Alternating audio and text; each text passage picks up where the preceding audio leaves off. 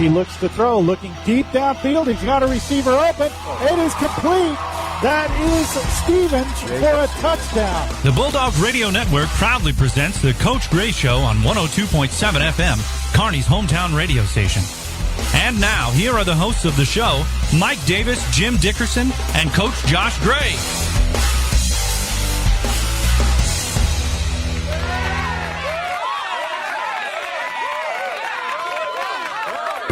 Thank you, and welcome to the Coach Gray Show. Glad you're here. It is the beginning of football season, and there's frankly nothing that pleases me more in view of, I would say, the way that this entire year has gone. Bulldog football has saved our year. And yeah, you thought I was going to say something else, didn't you, Jim? I did, but I feel good about it. Right, saved our bacon. Well, I'll tell you this. This is the Coach Gray Show, and we don't have Coach in the studio today, but we have him on the line. Coach, are you with us? And that's working quite. Well. Very good. Excellent. That long silence. Are you with us, Coach Gray?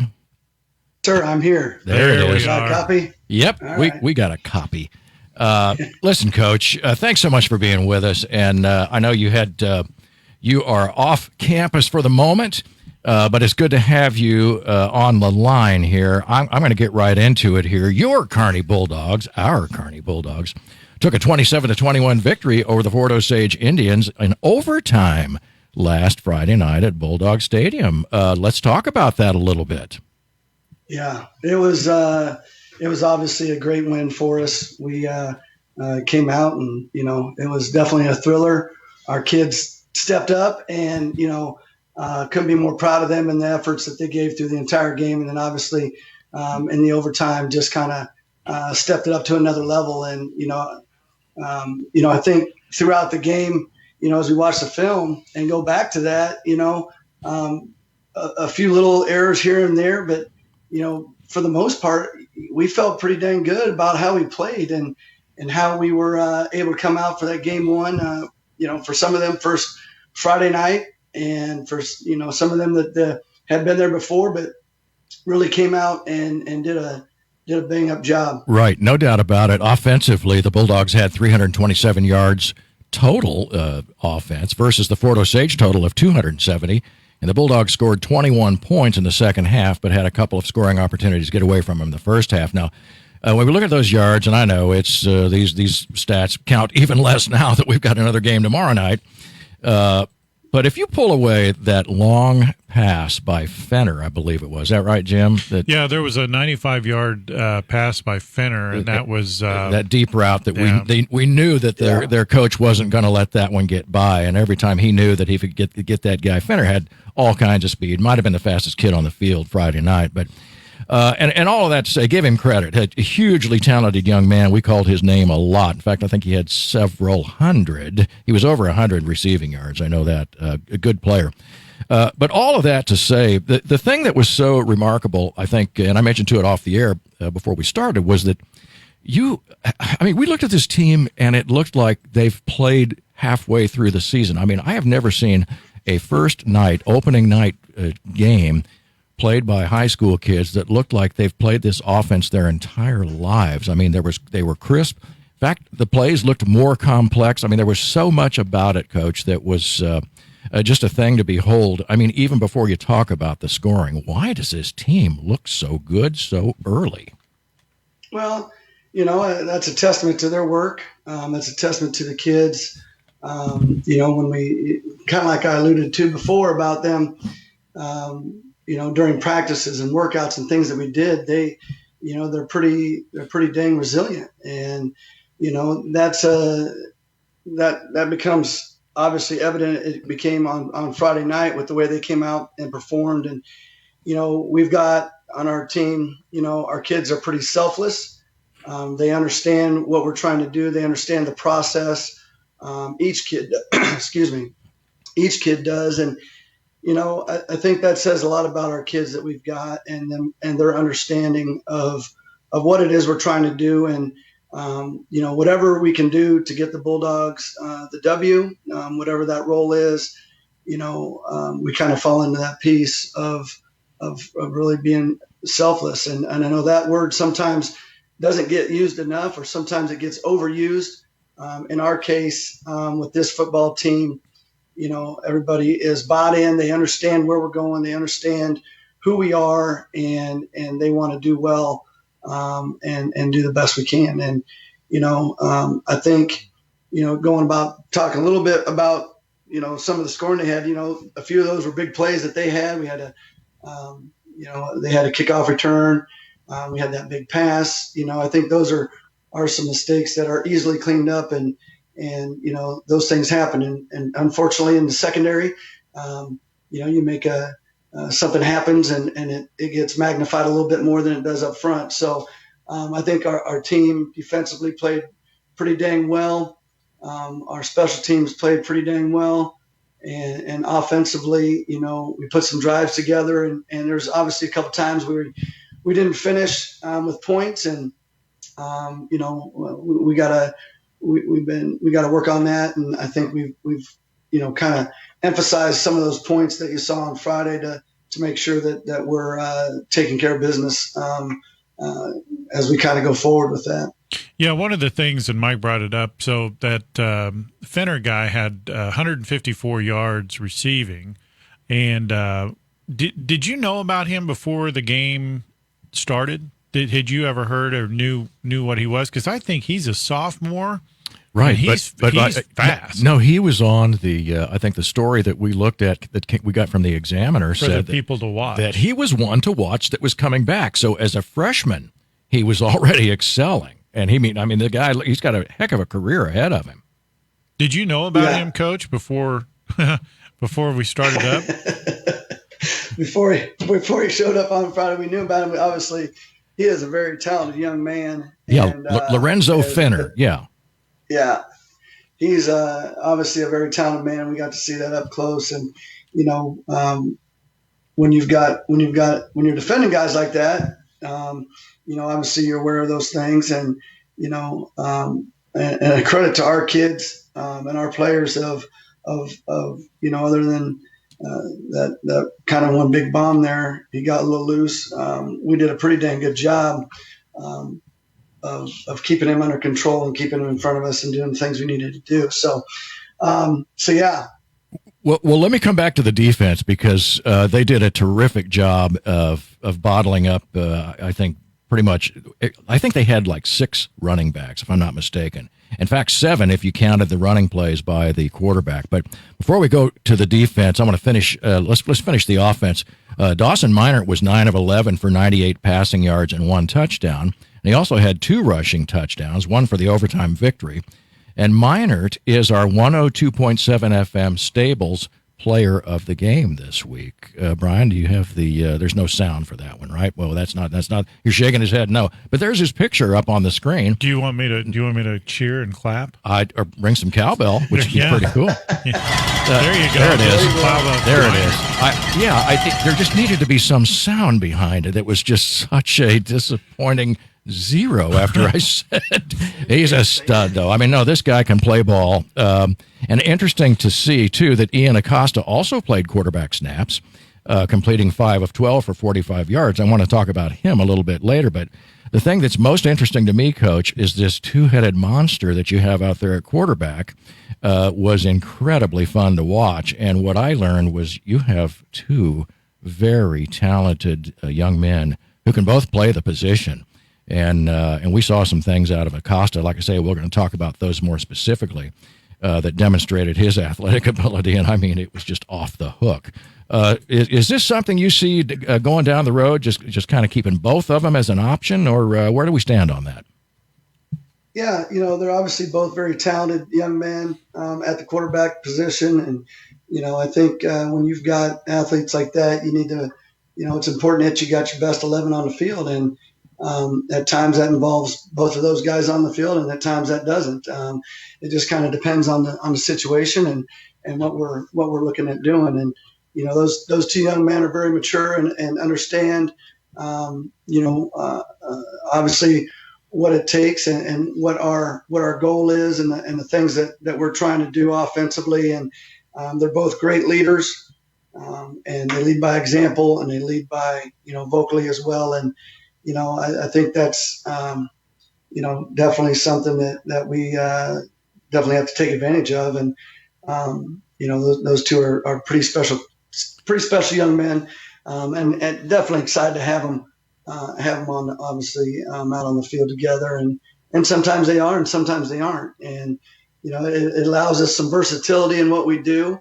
It allows us to be a little bit more open with our play calling. And, Coach Diefenbach, our offensive coordinator, does a fantastic job. And I can't, and with all of our coaches, but, Coach D does a great job of managing those guys and doing that. And, obviously that showed on Friday night, and the kids buy into that, and they understand, what it is, and the ultimate team player. And, we've got two fantastic quarterbacks, Acosta, our starting quarterback, and we've got some different packages where they're both on the field. And I think that's, in the long run, definitely what will help us and expand our offense.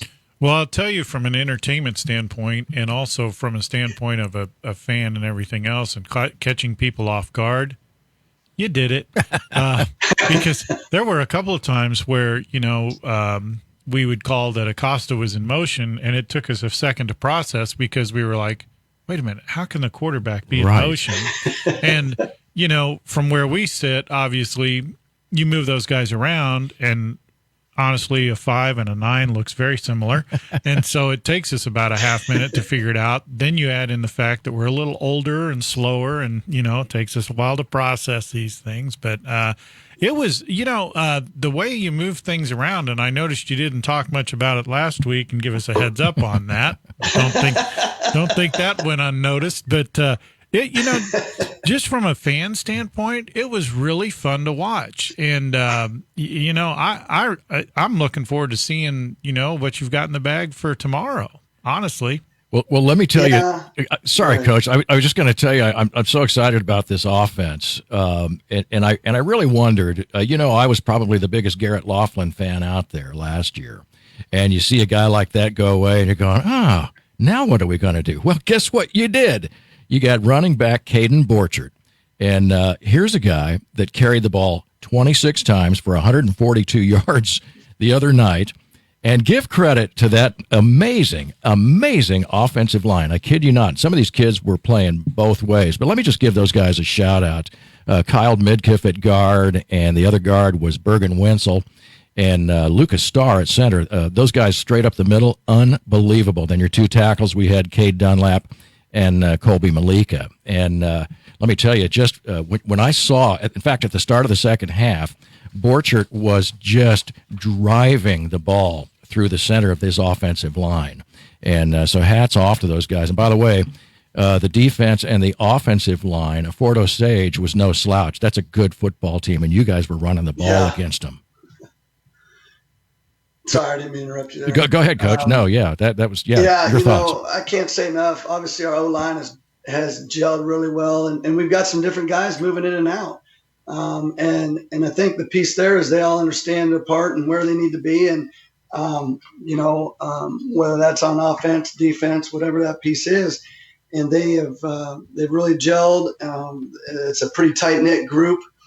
And Caden Borchard with his first, start as a running back, did a great job of having some vision and seeing those holes that the O-line was opening up and making some bursts and doing those things. And, he's learning each day and each week as we've kind of gone through of what that looks like. But, he is, Caden's done a good job, and we definitely look forward to continue with him back there. Cause, like you said, Fort Osage's got a pretty big O-line, pretty big D-line, and got some definitely athleticism and on their team. And, like I said before, I'm pretty proud of our group of guys and everybody on the team that in preparation for last Friday's game. And again, as we kind of, our guys have had a good week of practice this week, and, we're ready to go against Platte County tomorrow night. Hey, we're getting ready to take a break here, Coach.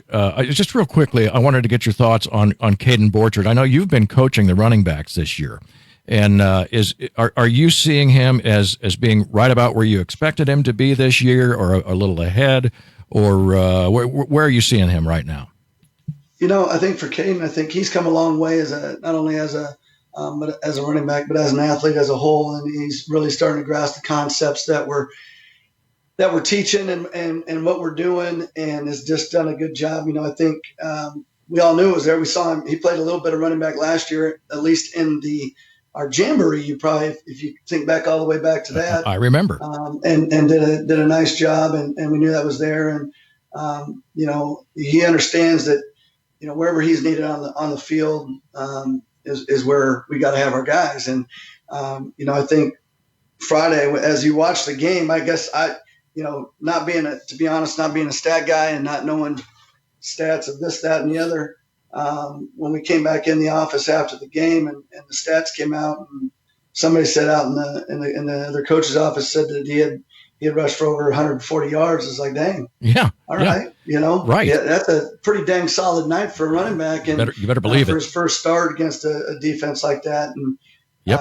And he's going to continue to get better. I think that's right. It seemed like it got stronger in the second half. We're getting ready to take a break. You're listening to the Coach Gray Show. Stay with us while we thank these wonderful sponsors.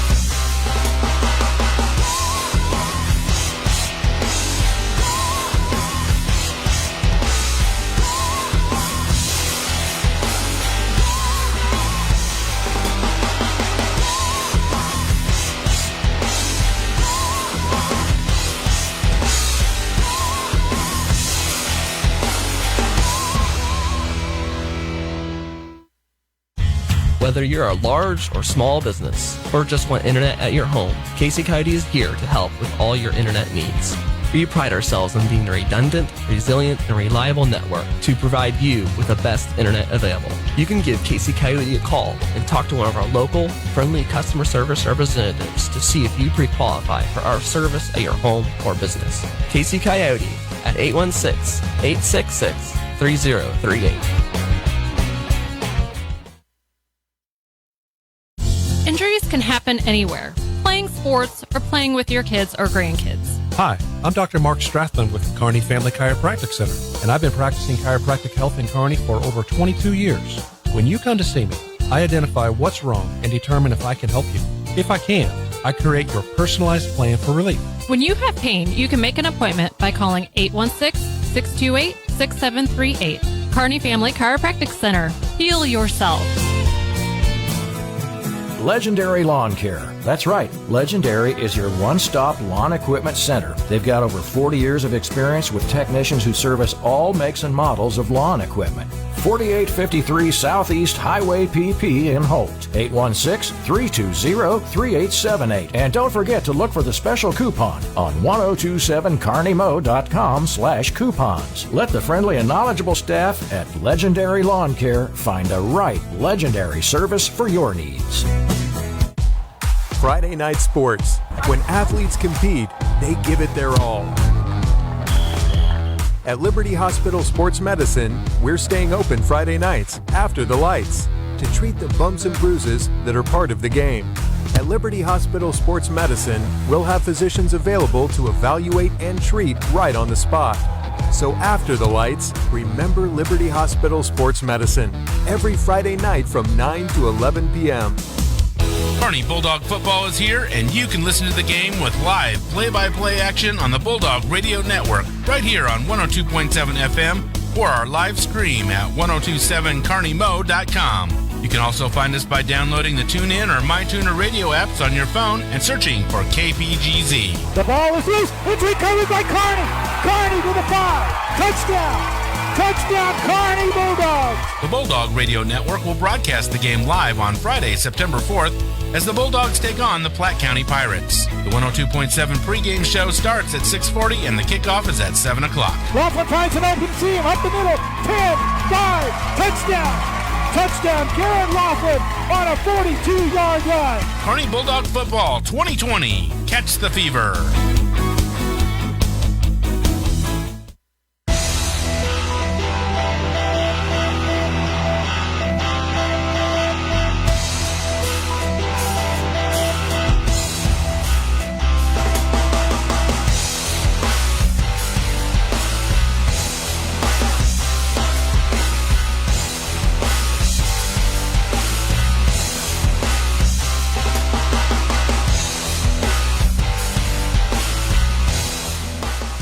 And welcome back to the Coach Gray Show. Coach Gray is actually joining us today by phone. He was unable to be here in the studio with us. We actually were going to have him by Skype. And for those of you who are computer savvy and try to work 6 different computer programs together, and you know that they don't like each other, and they were arguing, and then next thing you know, our producer over there was sweating like the guy from Airplane. It was really embarrassing there for a minute. Coach Gray was very helpful by laughing hysterically the whole time this was going on. So we appreciate that. That's awesome. But glad to have you with us. And, you know, we talked a little bit about it before we went on the air, that this game was really exciting to watch. But the other thing was there were so many things that happened that were, in my mind, a little unpredictable and a little unexpected. And one of them was, and Coach, I think you're going to be able to hear this, but let's take a listen to a clip from one of the first scores here. And this one actually caught me a little off guard as well. Brian, do you have that? Meinert is the quarterback. He is under center. Acosta is in the game. Meinert turns around, and he's going to keep the ball, rolls to his left, looking for a receiver, throws into the end zone, touchdown! Oh, my goodness. That was an amazing play. Like number 15 to the Kansas City Chiefs, if you ask me. He absolutely looked like he was going to keep the ball, tuck the ball, and perhaps run out of bounds. He jumped up in somewhat of a basketball throw, or even a throw from a infielder to first base. And I didn't see who caught the ball, Jim. It was number 31, Trenton Vaughn. Oh, my gosh. And, I mean, what a play to witness when you saw what appeared to be the steam just coming out of it, the air falling out of a play, and you thought it's over. And the next thing you know, it's 6 points, Bulldogs. And so I got to be honest with you, Coach. When Trenton Vaughn caught that, my first thought was, where did he come from? Exactly. So maybe you could enlighten us. Where did he come from? There were people in the stands looking at their roster. Who? What? Talk to us about that. Yeah, that was a good little play that we had called there. And, you know, Trenton Vaughn he moved here his freshman year, end of his freshman year and his sophomore year, and has really done a great job in his training and learning and doing everything. Has definitely taken advantage of his time, you know, as we talk about the process of growing, and he's really come a long way and has turned out to be one heck of a football player. He plays linebacker for us, and he plays some fullback for us, and just has done a really nice job. And yeah, that was quite the play. It kind of starting to run out of room, and I'm sure, and that was a heck of a throw and one heck of a catch, and to get that in. So, okay, that brings me to a question, and then we'll go on. Here's my question. So let's go back a little bit. Now, when at this point, after the touchdown, you were down by 2 points.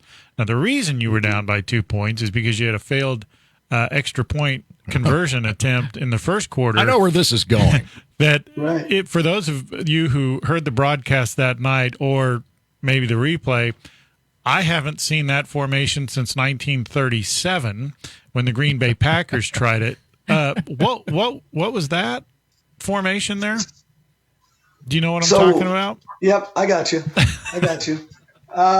So, you know, that's one of the things that we do with our special teams, with our unit there. And, you know, we felt we had the numbers on that, and felt that we could get that in for the 2 point conversion. And and take that momentum in there. And they made a heck of a play and obviously stopped it. But I think going forward, I think those are things that when opportunities arise, you got to be able to do those things that you practice, and we did, and then no fault. They played it pretty well and ended up stopping us. But I think the key is I think our kids execute what we do pretty dang well, and we'll continue to grow and continue to get better as we go through the season, as we go week by week with things.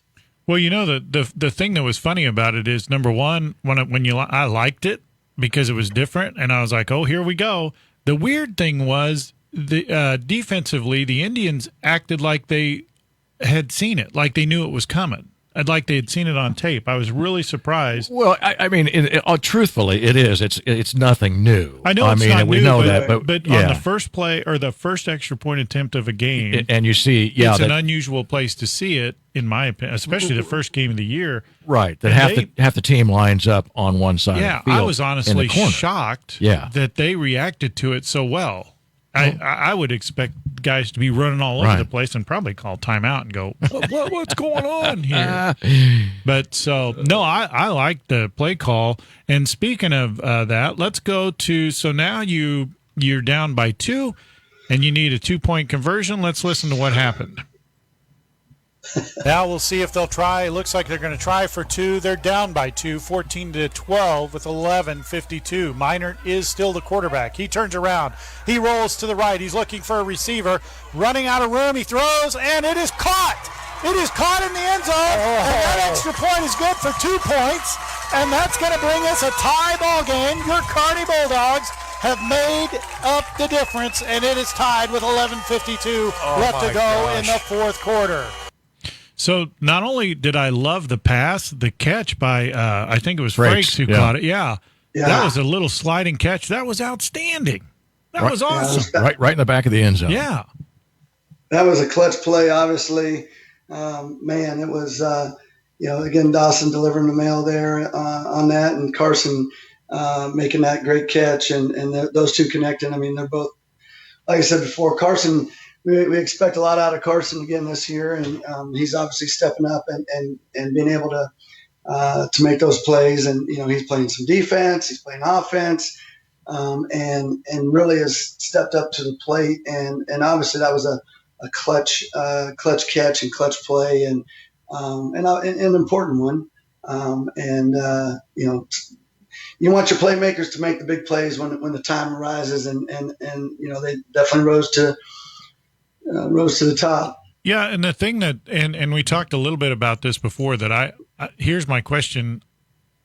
With that play, the play before that, there was a play with Ian Acosta where he was in motion and then there was another one where he ended up on the sideline. These are all, they're timing. It's all about timing, and normally you don't see that till the 4th or 5th game. And with you guys having no practice, no actual full speed practice scrimmage or anything like that against another team, yeah. My question is, how did you do that?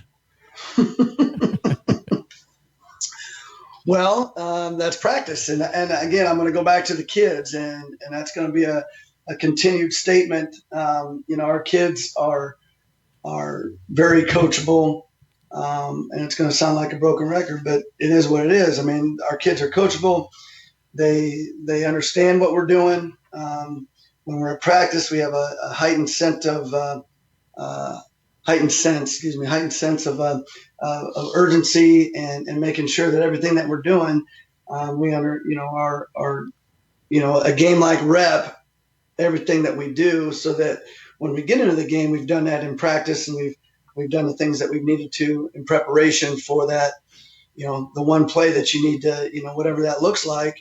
You got that one play that you've already done it, and we're just replicating that again from practice because of that. And that goes back to our guys that, that give us a look on the scout teams. I mean, and that's a huge piece. And I don't know if any of our guys, hopefully some of those guys listen to the show, because without those guys, it makes it difficult for us to get the looks that we need and to be able to perform then on a Friday night replicate what was at practice to replicate on a Friday night. And, our scout team guys are young guys that are coming through the program and are learning how to do the things the right way. They give us a great look, and we're already ahead of the game with those guys in that piece. So, one thing, and that victory on Friday and any other victory, all the victories we have is a testament to our whole program and all the guys that are involved in the program and the team, whatever level they are at as they're coming through.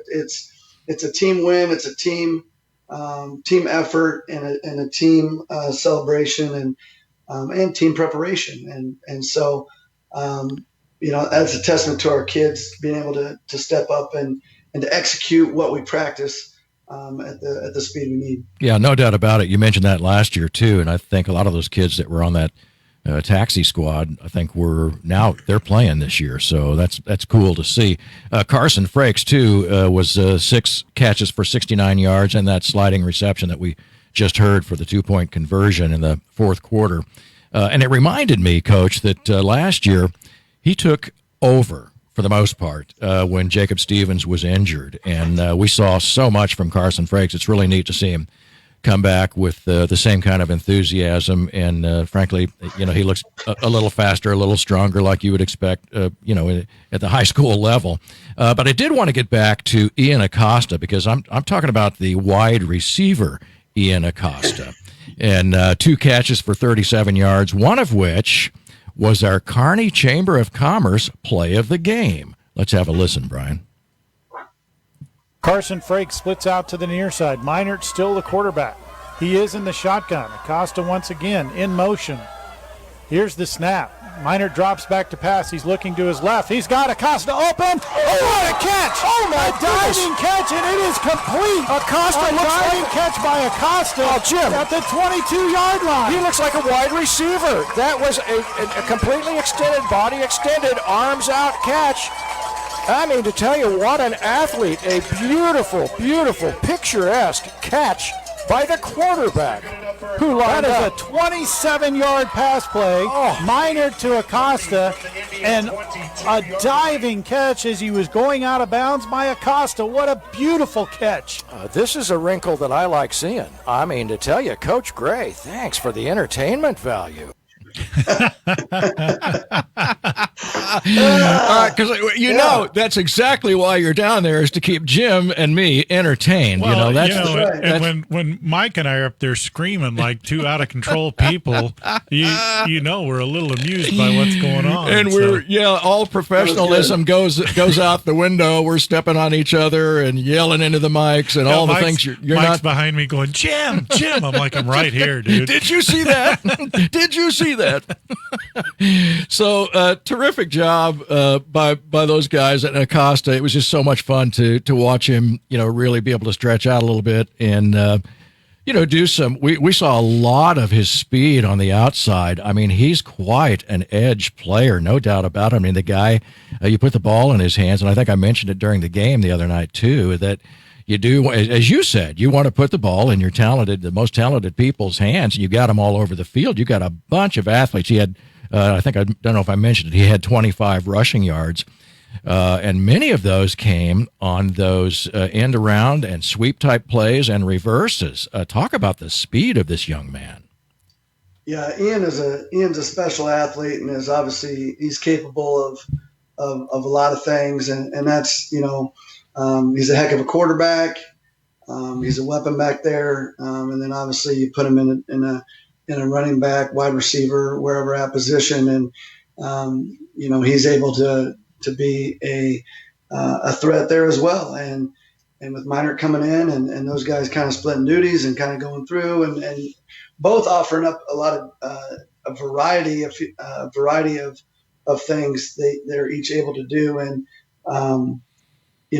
that's just a testament to our kids. And again, I'm going to bring up the other piece, because it could be the other way where, one of them could be, you could turn it the way that, while I was the quarterback, he was like, whatever helps us win. And that's what it's about, is making sure, we're putting ourselves in a successful position to win and to go compete and to get after it. And he's a selfless young man, and knows that he's vital.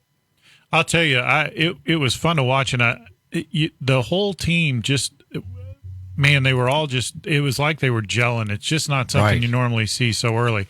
We're going to step away for a minute. We're going to take a quick break. When we come back, Coach, I want to talk, we've talked a lot about the offense. I want to talk defense for a little bit because, man, they really stepped up. You're watching the Coach Gray Show. Stay with us. We'll be right back.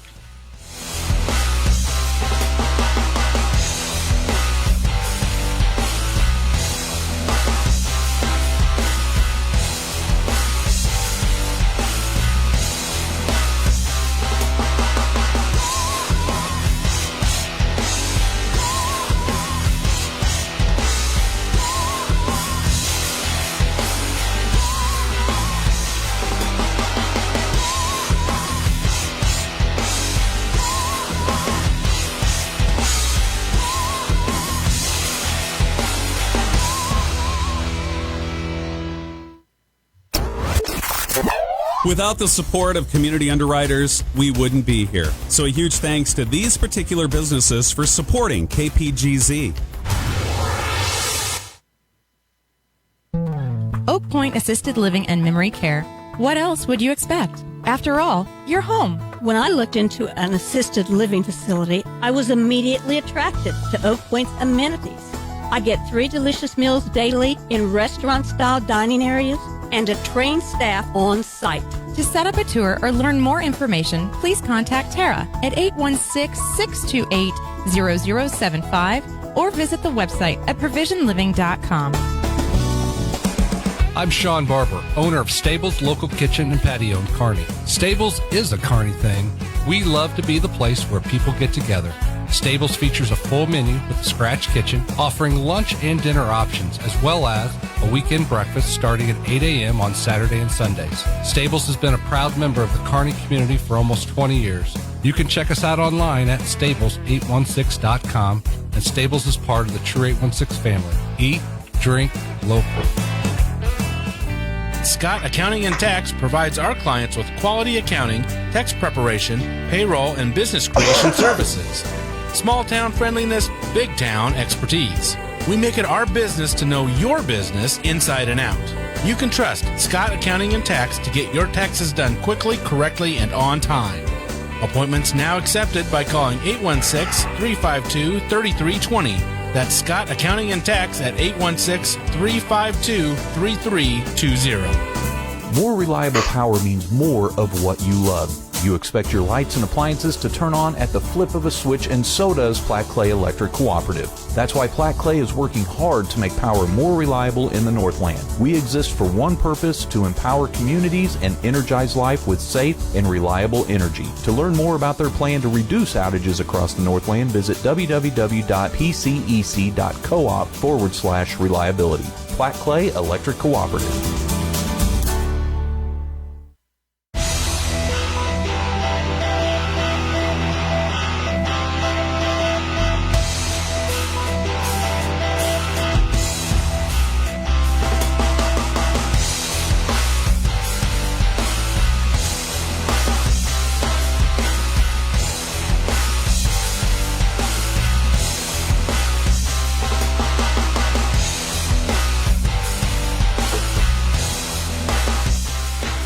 And welcome back to the Coach Gray Show. We've got Coach Gray out of the studio today. He's on remote, and we've got him on the phone. But, Coach, I wanted to talk to you now about the defense. And one of the things that we noticed right off the bat, first of all, Fort Osage had 40 total yards in rushing. Now, that's not an easy thing to do against a team that has 6 running backs and 27 rushing attempts by the Fort Osage offense.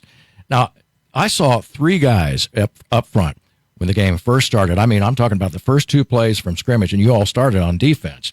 There were 3 young men I saw up there that were just tearing it up, and I mean destroying everything that Fort Osage was doing initially in those first handful of plays. Kyle Midkiff, Sam Lohman, who, by the way, was your player of the week on defense, and Cade Dunlap were the wrecking machines up front. And we called Lohman's number. In fact, I was saying, is he Sam or Samuel? So we went, the roster had him as Samuel, so we went with that. But, hey, Sam, good job.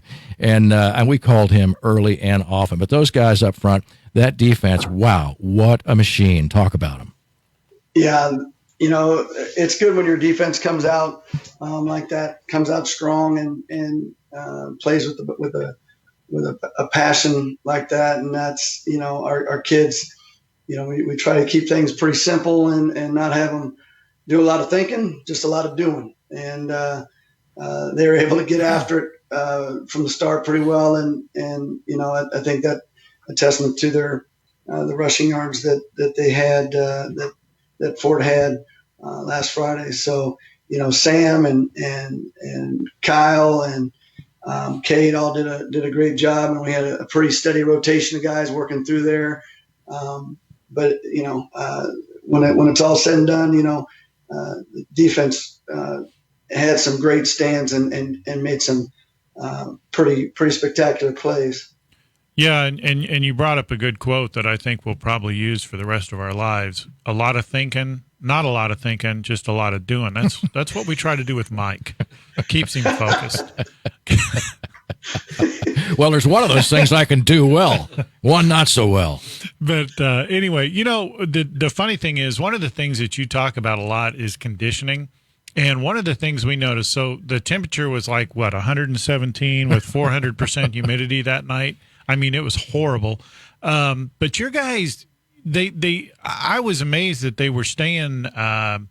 They just didn't seem to be like, it didn't seem like it was affecting them at all. Now, the Fort Osage guys, we made comments numerous times during the game about how, their hands were on their hips and they looked like it was just killing them, especially the deeper we went into the game.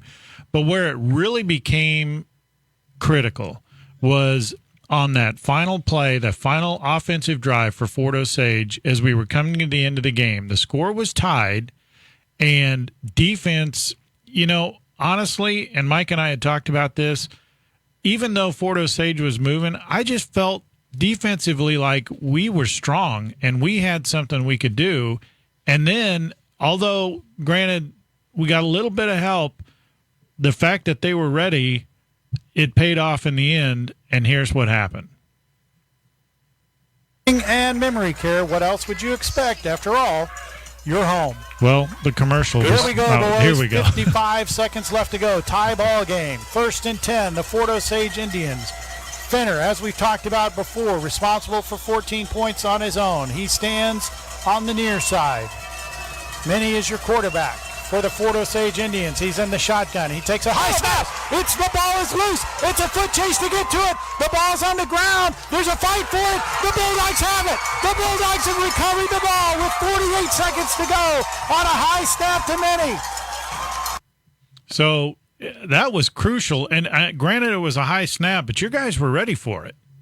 And quite frankly, they probably were a little bit nervous because, knowing that you got to defend those guys up front, that sometimes puts your snapper a little bit uneasy at the time.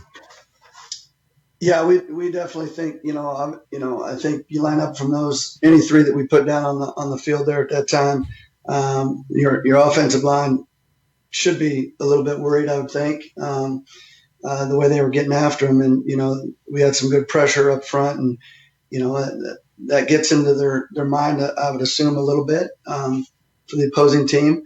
But, it was just get to the ball, get to the brown ball, and how fast can we get there to cover it up? And so that was a great defensive, that whole series there was a pretty good defensive series, and coming up clutch in a clutch time and recovering that was obviously big. So when things like that happen, do you and the coaches jump up and down and scream like Mike and I, or is it just us? Calm, cool, and collected, baby. Right? Yep. Somebody has to be, because indeed Jim and I we're part fan, but part announcer, and every once in a while the fan side of us shows in glaring fashion. But Jim, any more on that? I want to make sure we talk about the Platte County Pirates. Yeah, let's. We've covered it. I think I was more than impressed by just the whole thing. With all the stuff that's going on and the lack of practice that you guys have been able to do, against like scrimmage. The way you've had to handle the practices thus far, stand this far apart, don't do this, don't do that, you got to be here and that, and then you add the elements of the weather in. Man, you guys look like you're in mid-season form, and we're on night one. Right, and plus, one of the things we noticed, Coach, was that there was a lot more motion in the backfield, and so many times you could see that the Fort Osage Indians were just back on their heels. I mean, they were not sure who was going to get the ball because guess what you've got? A ton of athletes on your team. Yeah, I think, we'll continue to get better, and we've got to obviously clean some things up this week in practice. And, you always got to look forward. You can't look backwards at what you did last week because we got a great opponent coming into Kearney on tomorrow. Yeah, that's a nice transition. Let's talk about it. Yeah, and that's important that game. We told the guys that, hey, enjoy the win. Friday night, Saturday, Sunday, we come back on Monday. It's time to get ready for Platte County, and and our guys have done a good job of understanding that and coming in to practice dialed in and ready to go. And one thing, whether it's the weather, whether it's the whatever else that may come to fashion throughout the week, that with the everything that's going on now, whether you're talking COVID, whether you're talking whatever it is, our guys have been used to change. They've been used to things maybe not being always in an exact routine every single day, and they do a good job of staying focused in.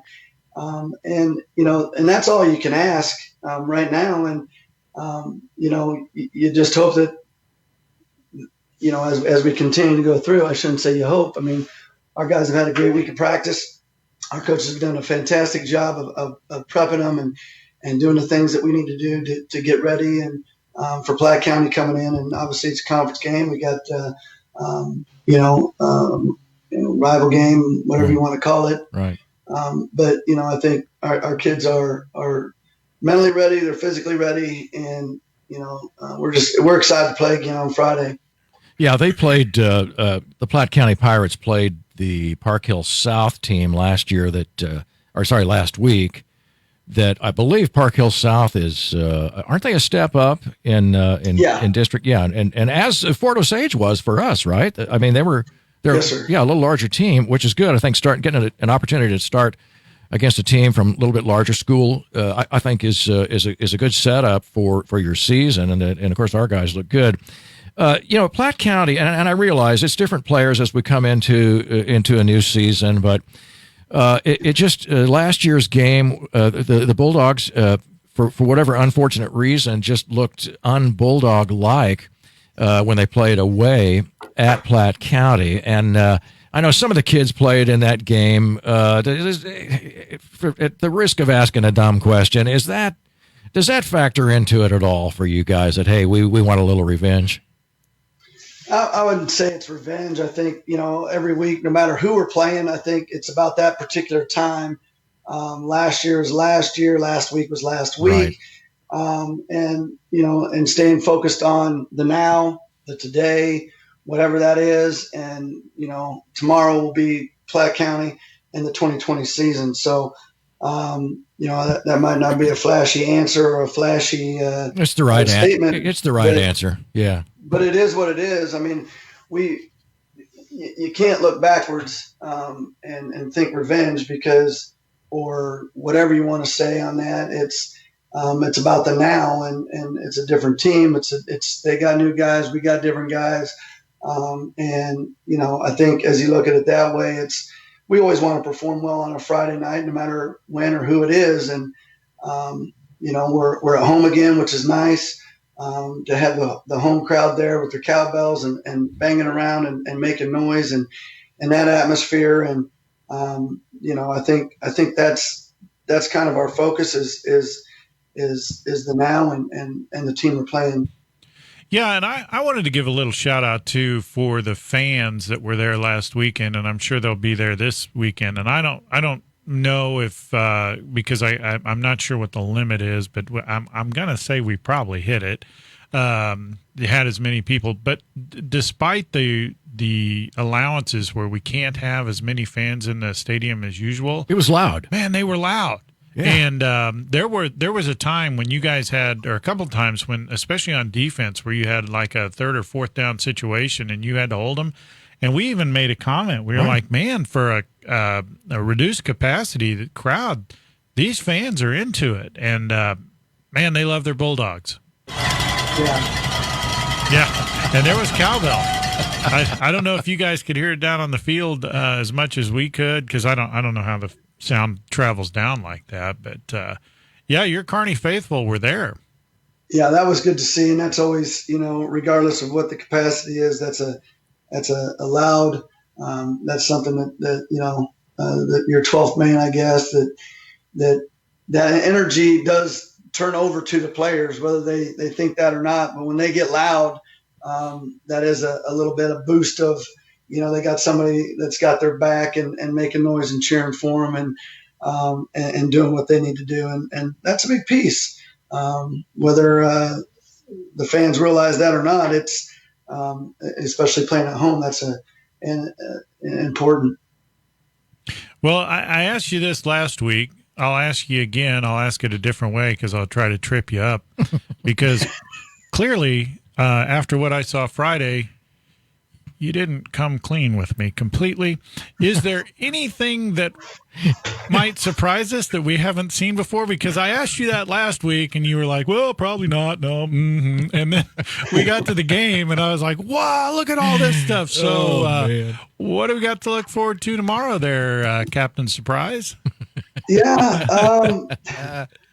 I don't know. I think there's not, I think that, I don't know what you're looking. I mean, there's really, I think the things that we focus on is making sure that we're getting our athletes where they need to be, our players where they need to be, and getting the guys in the right spots to execute what we feel is going to be a solid game plan against an opponent. And to the kids, it's there's not a lot of razzle dazzle. It's it is what it is, and and I know I say this probably. Maybe more than enough, more than I should. But dang it, our kids have gone through, and this is anywhere, but I'm going to talk about our kids. Our kids have gone through a lot. And, to see them go out and play on a Friday night and to have the atmosphere, or even on a Monday, a JV game or a freshman game or an 8th grade game, to be able to do that is such a, it's such a great thing, and they cherish that, and they're just excited to go out and play and to the best of their ability, and if something happens, it's time to come back and fix it, and we'll hit it again, and that resilient attitude and that kind of never give up, and are all building blocks as we hope as they go through the program. That they learn and continue to build on week by week and day by day, and as we go through the season. And I'm just so proud of their efforts thus far, because they've been through a lot. The guys that have stuck with it and have pushed and understand what it is that we're trying to teach and on the field and playing in the games. It's just awesome to be playing, and this is an awesome group of guys, and proud of their everyday efforts and their willingness to their coachability and their willingness to do what we ask them to do, and they do it at a high level, and it's fun to watch. Yeah, and I've said it before, and you're right. You can't overstate it, because my hat's off to you guys. I don't know how you did it with all the adversity this team's gone through, and with everything that's going on, and it's not just restricted to football or high school. I mean, this is everybody in the country's going through this, and the world for that matter, and all the distractions and everything else. And despite all that, you guys all came in together and put together a performance. I mean, you really did. You look like you're in midseason form. So hats off to the coaches, the players, everybody. You guys did a phenomenal job, in my opinion. And a special thanks as well to the quarterback club. A lot of the pictures that you saw during today's broadcast, they took. So thank you very much for those. And I'm really looking forward to tomorrow night. Mike? Yep. Thanks so much, Jim. And, Coach, thank you for being with us today and taking your time out of your busy schedule to be on the radio with us. Hopefully next week we'll see you here in studio. Absolutely. Thank you, guys. Appreciate it. And I'm looking forward to the game tomorrow night. You bet. Best of luck to you. Thanks for being with us today on the Coach Gray Show. We'll see you next week. Go Bulldogs.